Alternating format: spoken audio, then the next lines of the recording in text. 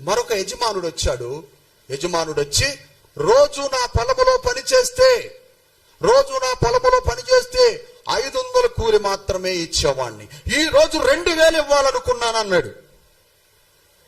విశ్వాసులతో చెప్పాడు.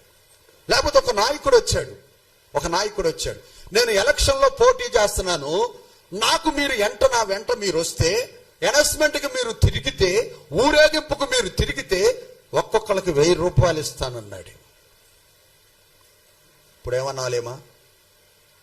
నేను విశ్రాంతి దినాన్న మందిరానికి వెళ్ళాలి. విశ్వాసులు అనాల్సిన మాట, నా దేవుని సన్నిధిలో నేను ప్రార్థన చేసుకోవాలి, నా దేవుడిచ్చిన పరిశుద్ధ దినాన్ని నేను పోగొట్టుకోకూడదు, నేను ఈ పనికి రాను, నాకు ఇచ్చిన ధన్యతను నేను నిలబెట్టుకుంటాను.